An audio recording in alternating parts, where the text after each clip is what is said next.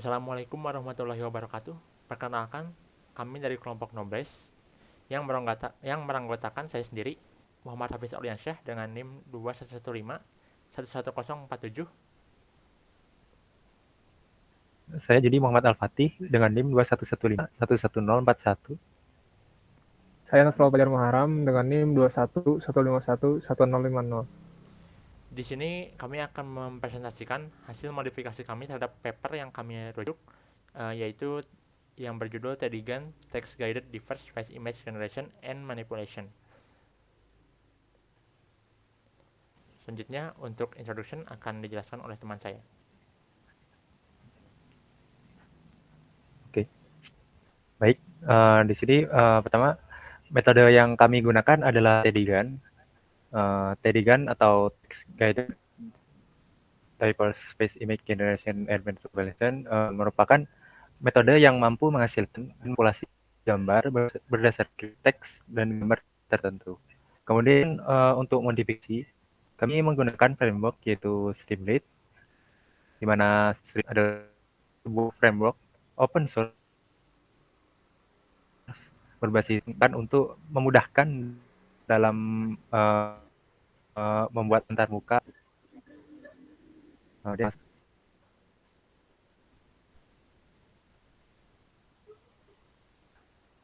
Di sini untuk related work, bisa lanjut.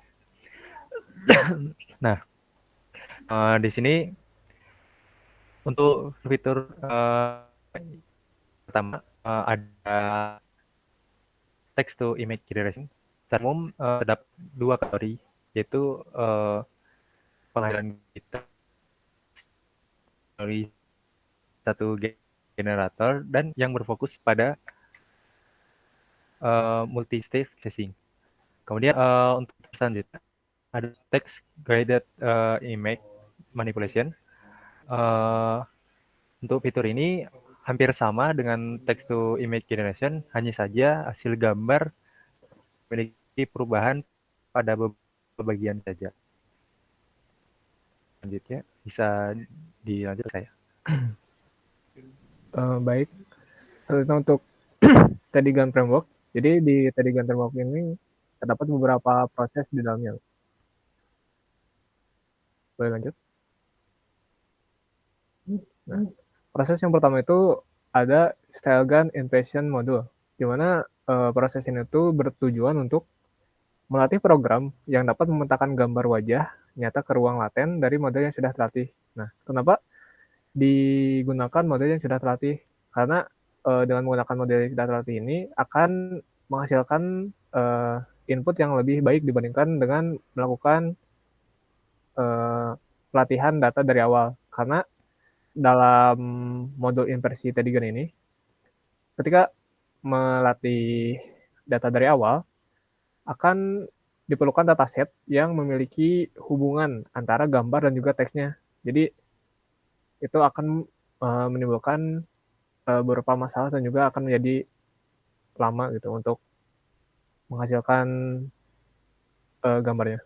Lalu yang kedua, ada Visual Linguistic Similarity Learning, di mana tujuan dari proses ini adalah untuk memetakan gambar nyata ke ruang W untuk mempelajari kecocokan antara gambar dengan teks yang diberikan. Nah, jadi ketika dilakukan manipulasi pada gambar, ini tuh akan menimbulkan beberapa masalah. Salah satunya itu adalah kurangnya konsistensi dari gambar tersebut, di mana kadang ketika dilakukan manipulasi, gambar awalnya itu akan sangat berbeda gitu dibanding dengan hasilnya. Oleh karena itu, proses ini bertujuan untuk menjaga dari konsistensi gambar itu sendiri. Lalu yang ketiga adalah instant level optimization, di mana ini tuh bertujuan untuk mengoptimalkan tingkat instan. Proses manipulasi gambar akan sesuai dengan deskripsi tanpa mengorbankan rekonstruksi yang akurat untuk atribut lainnya atau atribut yang tidak berhubungan. Nah, ini tuh lanjutan dari sebelumnya. Dalam melakukan proses manipulasinya itu, gambar tidak diambil semuanya, tetapi hanya diambil pada atribut-atribut yang berhubungan dengan deskripsi yang diberikan. Sebagai contoh, ketika kita menambahkan deskripsi dia menggunakan kacamata, maka bagian yang diambil itu hanya bagian matanya saja. Jadi bagian-bagian yang tidak berhubungan dengan atribut tersebut akan tetap gitu, sehingga akan menambah konsistensi dari gambar awalnya. Lalu yang terakhir adalah control mechanism, di mana pada proses ini tuh menggabungkan dua tugas yang berbeda, seperti generasi gambar berdasarkan teks dan manipulasi gambar berdasarkan teks dalam satu kerangka kerja. Nah, jadi di Telegram ini tuh mencakup dua fitur gitu. Yang pertama itu fitur generasi, atau seperti kita menginputkan sebuah deskripsi teks, maka Telegram ini akan mencarikan gambar yang dia miliki dari model-model yang sudah dia latih, yang mirip dengan deskripsi yang kita berikan. Lalu untuk manipulasi, manipulasi ini berbeda seperti generasi. Jadi manipulasi ini tuh adalah kita menginputkan sebuah gambar, nah lalu gambar itu tuh kita tambahkan deskripsi, dan Telegram ini akan menggabungkan gambar yang kita upload itu dengan gambar-gambar yang dia miliki di dataset, dan digabungkan untuk menghasilkan output yang sesuai dengan deskripsi yang diberikan. Lanjut.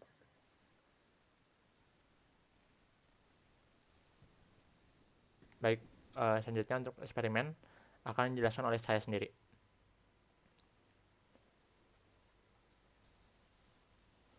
Nah, sebelum kita melakukan eksperimen, jadi sebelumnya saya akan menjelaskan terkait modifikasi yang kita lakukan.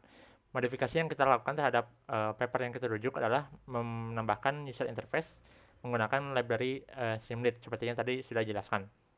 Nah, oleh karena itu kita harus melakukan percobaan apakah pembuatan user interface ini atau antarmuka ini akan mempengaruhi terhadap akurasi yang dihasilkan oleh framework Telegram ini.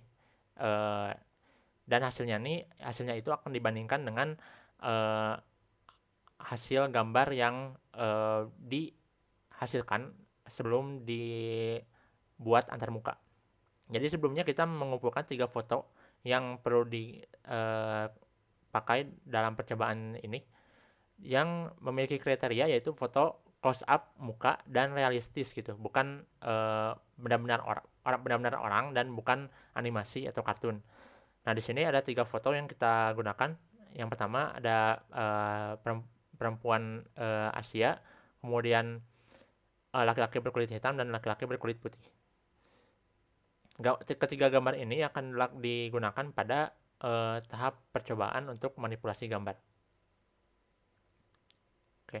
Di dalam percobaan kami kami mengatur beberapa argumen yang perlu diatur dalam Telegram framework, yang argumen ini akan digunakan secara konsisten supaya benar-benar menghasilkan perbandingan hasil yang adil gitu.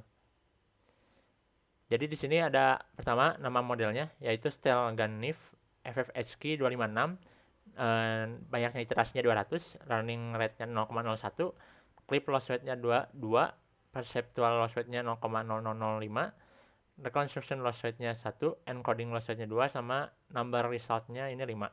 Nah, maksud number result ini adalah berapa kali si image itu dilakukan peningkatan gitu. Jadi pada Telegram framework ini terhadap ada argumen number result ini yang digunakan untuk kita mengatur berapa kali peningkatan dilakukan terhadap si gambar gitu.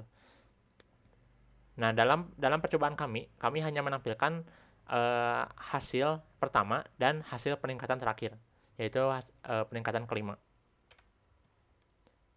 Ya, mungkin dari sini ada percobaan pertama yang sudah kami lakukan, yaitu untuk generation image dengan modenya gen atau generate. Text description-nya she is young and smile, ya, untuk menghasilkan wanita muda yang tersenyum. Nah, di sini dapat dilihat hasilnya di Streamlit juga sudah berhasil gitu.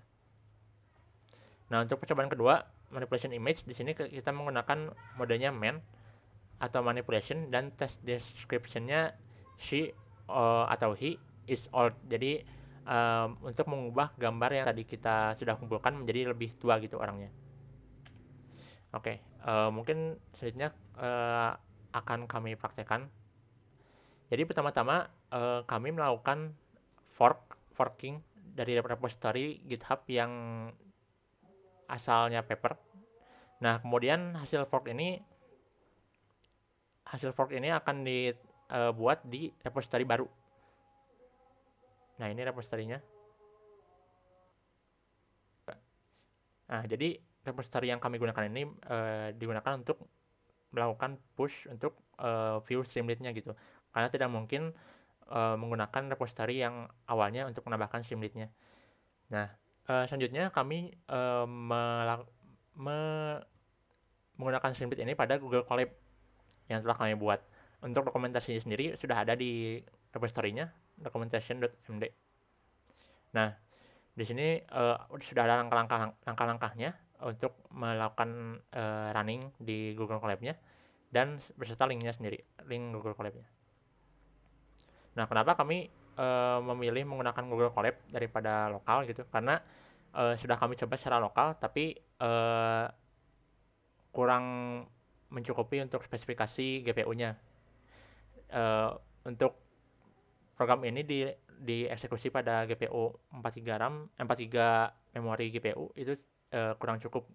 Perlu pengaturan lebih lanjut di dalam kodenya gitu. Jadi kita di sini memanfaatkan GPU dari Google yang disediakan di Google Colab. Nah, jadi di sini langsung aja ikutin ininya, eksekusinya sesuai yang disediakan. Pertama kita menginstal dulu Streamlit-nya.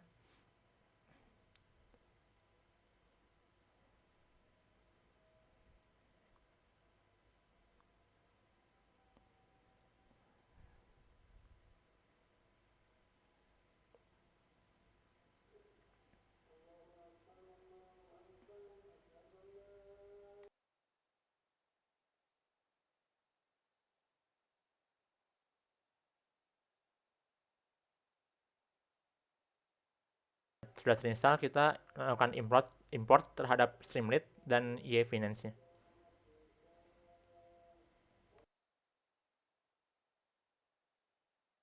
Kemudian kita lakukan instalasi untuk local tunnel-nya. Local tunnel ini digunakan untuk run Streamlit-nya secara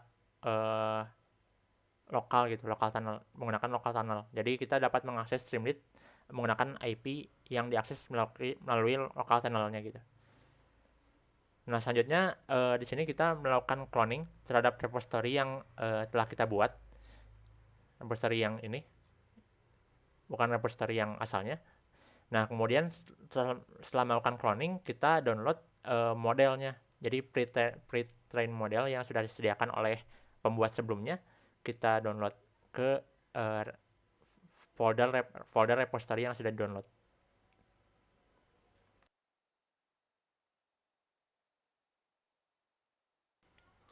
Di sini ada 3 pre-train model yang kita download. Di sini ada namanya, Stelganif FFHQ 256 encoder, generator, sama satu lagi FGG 16.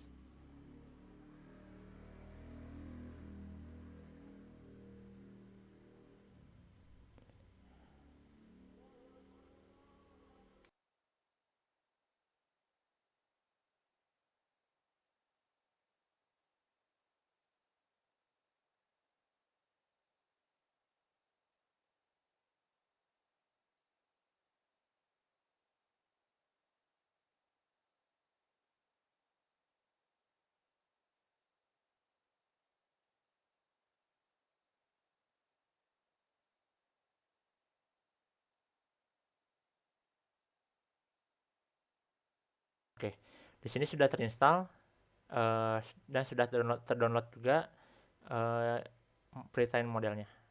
Di sini sudah ada folder Tedigan dari hasil cloning repository dan modelnya sudah download di sini, model pre-train. Nah, sudah ada 3 model yang tadi. Kemudian kita pindah working directory-nya ke base. dan lakukan run Streamlit. Nah, di sini kita buka log.txt yang sudah ada di sini. Nah, log.txt. Kemudian kita kopikan IP yang external URL. IP-nya saja tanpa perlu portnya. Oke, copy. Kemudian kita run local tunnel-nya dengan port 8501 sesuai dengan port yang kita set di Streamlit.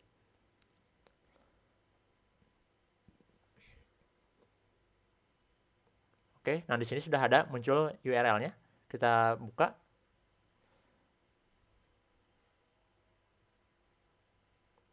Kemudian kita masukkan IP yang tadi yang telah kita copy.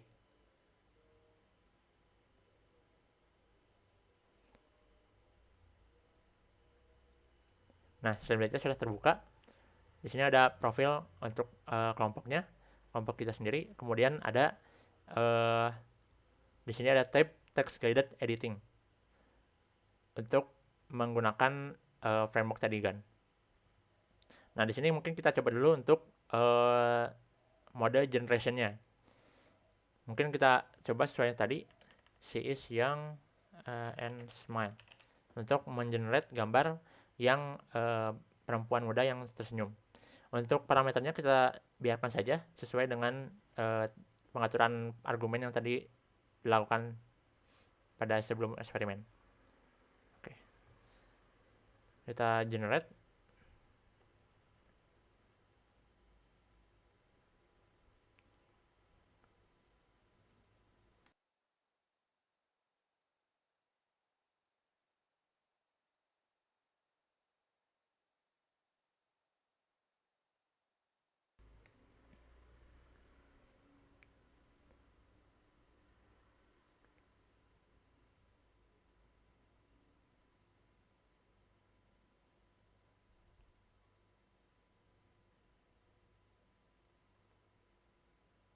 Nah, di sini ketika sudah hilang icon tanda untuk ketika runningnya, maka di sini sudah ada hasilnya. Tapi terkadang hasilnya ini tidak sesuai dengan deskripsi teks yang kita tulis gitu. Jadi mungkin kalau misalnya kita tidak sesuai, kita bisa generate result kembali.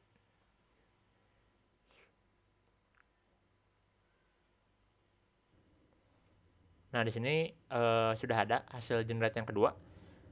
Nah, mungkin di sini hasil generate yang kedua lebih relevan daripada hasil generate yang pertama. Nah, itu juga salah satu kekurangan dari framework Tedigan gitu. Jadi kadang kurang relevan terhadap deskripsi teks yang kita masukkan. Ya, mungkin selanjutnya percobaan yang kedua kita lakukan manipulasi gambar. Di sini kita masukkan dulu gambarnya. Mungkin saya masukkan gambar yang Asian woman tadi. Nah, ubah modenya jadi manipulation. Kemudian saya ketikkan deskripsi untuk mengubah manipulasinya menjadi dia lebih tua gitu, she is old. Nah, ketika sudah, langsung generate result seperti tadi. Tunggu sebentar untuk hasilnya. Oke, nah di sini sudah muncul hasilnya. Ini gambar yang kita upload dan ini hasilnya. Hasil dari generate manipulasi she is old. Nah, yang di kiri ini adalah hasil visualisasi pertama, dan yang di kanan ini adalah hasil peningkatan kelima dari gambar. Ya, mungkin untuk praktik, untuk demonya segitu saja. Untuk selengkapnya bisa dilihat hasil percobaannya di paper kami. Di sini kami sudah membandingkan kualitas loss yang dilakukan dari Streamlit dan kualitas loss yang dilakukan melalui perintah konsol yang sudah disediakan oleh peneliti sebelumnya. Nah, di sini dapat dilihat bahwa loss-nya ini tidak berbeda jauh gitu dari ininya, dari aslinya, dan hasilnya juga tidak berbeda jauh. Untuk generate gambar juga hasilnya loss-nya tidak berbeda jauh dengan yang melalui perintah command console. Baik, mungkin sekian dari demonya. Lanjutkan ke kesimpulan.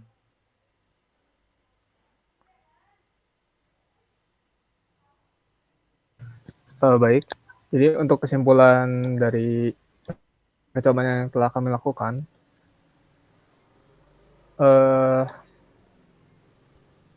manipulasi gambar dengan menggunakan Google Colab langsung yang dilakukan secara hardcode, dan ketika kita modifikasi dengan menggunakan Streamlit, itu tidak memperlihatkan perbedaan yang signifikan. Mungkin memang terdapat perbedaan gitu dari keduanya, tapi perbedaannya itu hanya sedikit dan hasilnya pun sama baiknya. Jadi modifikasi yang kita lakukan ini baik karena akan mempermudah user untuk menggunakan aplikasinya, karena dilengkapi dengan UI dan button-button yang memudahkan dibanding harus langsung melakukan kode di Streamlit, di Google Colab sendiri itu. Dan untuk Tedigan itu sendiri, Tedigan merupakan framework yang dilakukan untuk melakukan manipulasi pada paper yang kami gunakan ini. Dan terdapat 2 fitur seperti yang sudah tadi disampaikan oleh rekan saya dan sudah didemokan. Jadi ada generasi dan juga manipulasi, di mana memang terkadang ada masih beberapa kesalahan gitu dalam penampilan hasilnya. Tapi ketika dilakukan run ulang, maka kesalahan tersebut bisa diselesaikan. Mungkin sekian. Baik.